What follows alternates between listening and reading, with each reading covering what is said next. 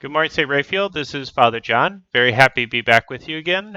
Sorry that we did not get to this on Tuesday, but here we are on this last day before Easter break as we get ready for the High Holy Days.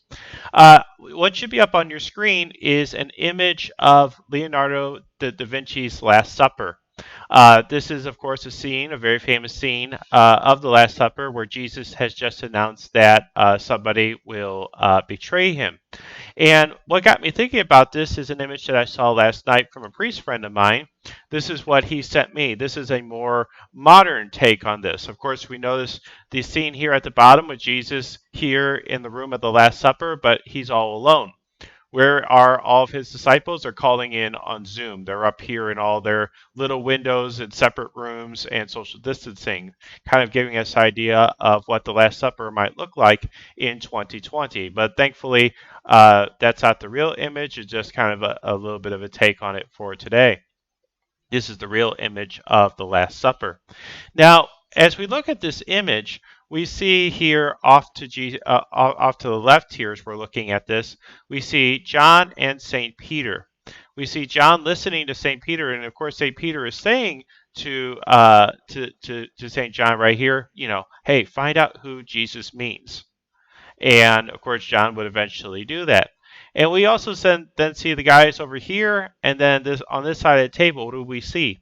We see a lot of conversation going on. We see a lot of shocked looks. We see a lot of people talking, this sort of thing. Notice, though, the only person who is just listening and looking around, this guy right here. This is Judas Iscariot, the one who would betray Jesus here in the dark here.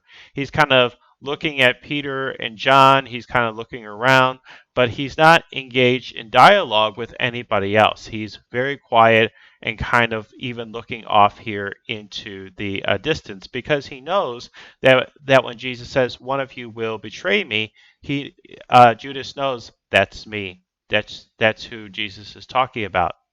And even though he hears this truth that he is about to be the one who betrays Jesus, it doesn't convict his heart. You would think that if you would hear, hey, you know what, you're about to betray me, you're about to do something really, really wrong, that Judas Iscariot would be like, oh yeah, maybe I shouldn't do that. But Judas Iscariot doesn't do that. He instead just stays quiet. He looks around. And then in St. Matthew's Gospel that we hear today at Mass, he just says, oh, surely it's not I, after everybody else has talked, because he's like, oh, I've got to say something. And everybody kind of probably knows in that moment that's very strange that he would be the last one to say it when everybody else here is talking and trying to figure out what's going on, that at the end he's the only one who finally speaks. Why is this important? Why are we focusing on this today? Well, sometimes we can hear the truth about what's going on. Maybe it's a truth from our parents about how we are behaving right now, or maybe a truth about what's going on in the world, or just maybe we find out something about ourselves. And we can get very stubborn about that, and we could say, no, that's not true. And we can become a little bit like Judas in that because we become so stubborn. Judas here was so stubborn, and he didn't want to listen to the truth, and that truth that would set him free. So, maybe something to work on today is a little bit of our stubbornness.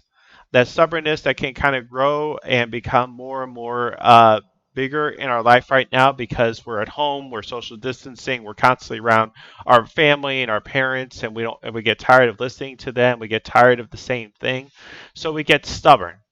Maybe today is to give up a little bit of that stubbornness so that we can hear the truth that's going on all around us, and enter into that instead of being stubborn and alone here in our heart, kind of like Judas Iscariot was at the Last Supper. Amen. In the name of the